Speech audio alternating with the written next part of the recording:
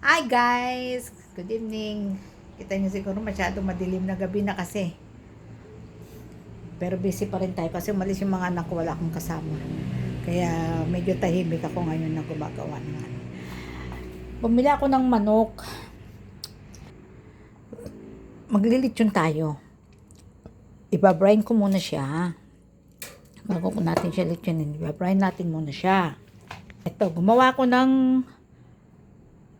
nagmix ako ng pangbabrine ko dun sa egg ay sa chicken. Anong egg? Sa chicken. Nagmix ako ng garlic powder, onion powder, meron siyang laurel, paminta. Binigyan ko rin siya ng ginger powder. Tapos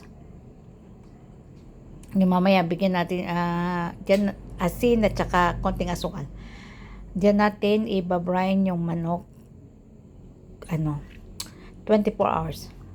O kaya ngayon hanggang bukas. Pwede na rin. Kaya ibabrine na natin siya. Kaya ngayon lalagay ko itong dito ko na siya mismo ibabrine.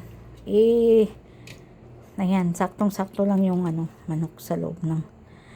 Pero mamaya kapag may time ako sa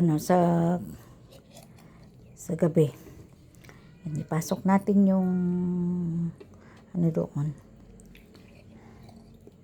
Pasok natin yung laurel para doon sa loob. Magdamag natin siyang ibabrine.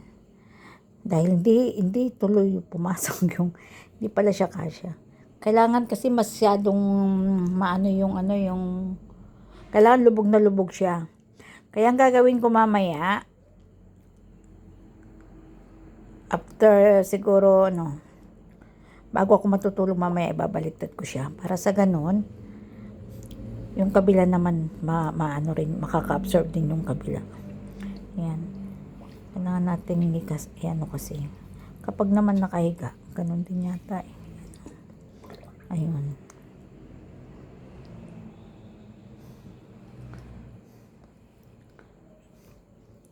Kailangan kasi hanggang loob eh. Yan. Ibabrine natin siyang ganyan hanggang umaga na yan. Para yung lasa nung pang mix natin na ito na pinang-brine natin pumasok sa manok. Yan. Tatakpan ko siya tapos ilalagay ko siya sa loob ng rep. Kaya bukas na natin siya titingnan. Okay, mamayang ating gabi ibabaliktad ko siya. Yan, ganyan lang muna siya 24 hours or hanggang umaga kapag gusto mo na siyang i-lechon. Okay guys, yan muna. See you tomorrow.